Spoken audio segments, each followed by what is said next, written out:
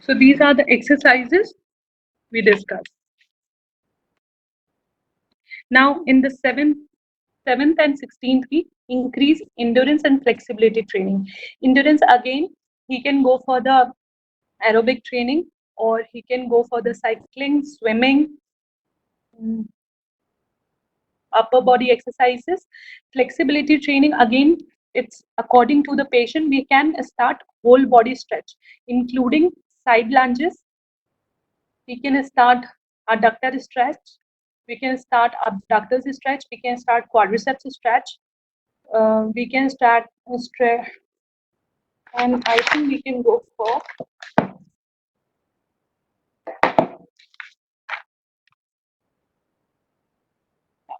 for endurance. Yeah, in this one we can go for the PNF stretch as well. Now there's in this one we can go for the advanced proprioceptive training to high stepping speed stepping drills. In this one we have to keep increasing the resistance, as we already know, according to one of the best author in sports rehab. He wrote it about the FITT, time, type, frequency, and duration. So according to him, as far as the patient is able to take it, we can introduce the load, we can introduce the time, even we can increase the time, even we can increase the frequency according to that. So in this one, the high speed stepping drill is depending on the patient capacity. Few patients are not able to do this till the like 10 to 15 weeks. So we have to go accordingly. In this one, we have to just ask the patient to go for the stepping, like one stair back to back, he has to do up and down. Again, I said this thing for the proprioceptive training, unstable surface challenge drills and balance beam. Again, we have to train him in a different level of the balance training.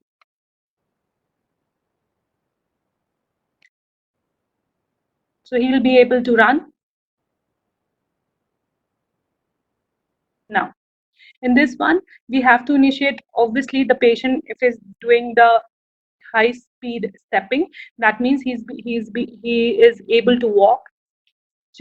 Now we have to introduce him with the certain kind of phases, which is called, like, we can ask him to go for the jogging, hopping, plyometric drills, advanced proprioceptive training. Advanced proprioceptive training is like with the weights he has balance. In this one, we can ask him to stand on the trampoline, or maybe in the um wobble board, and we have to ask him to keep changing or keep throwing the balls. These are the advanced proprioceptive training. The other is progressive agility drills. In this one, we can go for the figure of eight, zigzag, sudden twisting and turning, some other kind of drills which is related and needed according to the sports, because these kind of these four things will needed in the sports rehab. This is not needed for the normal people, and they are not uh, they basically know they are not interested in this, and if we are trying to do that, that's great. The next is we actually I have to introduce one more thing with you guys, that is post-op rehab. If the grade 1 is lead to grade 2 and grade 2 is lead to grade 3, or maybe directly grade 3 is happening, the patient or the person or the sports person may have to go under the knife, or you can say may have to go for the operation. So in this circumstances, the complete phase is almost same, what we already discussed. The grade 1, sorry, we discuss in grade grade 2 rehab. It's almost same, but these things uh, will be like initiated little more early.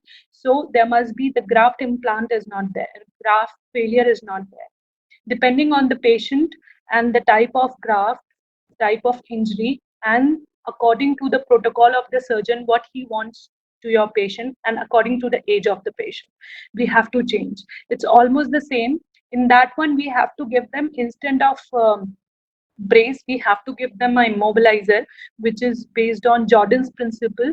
I hope everybody knows about the Jordan's principle. Again, it's a 3-point pressure, two in a same direction, the other is in the opposite direction, so it may align the whole leg. So that is the Jordan's principle. So in that circumstances, we have to go for that, and there must be a certain things which may decelerate or maybe decrease or increase the time of rehabilitation because of the stitches, some other kind of wounds, and some different kind of precautions. But we have to be more careful in that, in both the things, like in either in grade 2 and grade 3. Navneet sir, any question? Yes. Ji sir. Yes, Bansalu, Pooja has asked, when is the patient allowed to jog, run, which week? 8 week post-operative cases. Post-operative cases after almost like 10 weeks, minimally 10 weeks. Because initially 7 weeks तक patient को weight bearing allowed नहीं होता था, full weight bearing allowed नहीं होती, because of the failure of, maybe the possibility of the failure of the implant.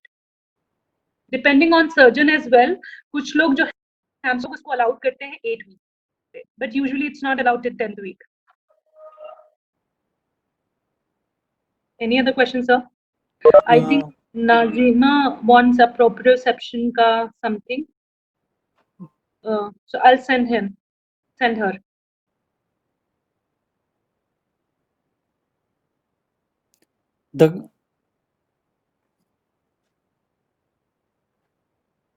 The cat and camel exercise, how can help in ACL rehabilitation? Because of the trunk. I told you trunk. See, what happened whenever is ACL or any kind of knee injury is happening or any kind of ankle problem is happening, what happened? Patient क्या होता है कि वो तुरंत limp करना start करता है. So whenever you are limping, there is a disbalance in the hip joint as well as the pelvis. तभी सब कुछ ठीक होने के बाद भी after a complete rehab, patient is not able to do the normal walk, and then we have to teach him the great training.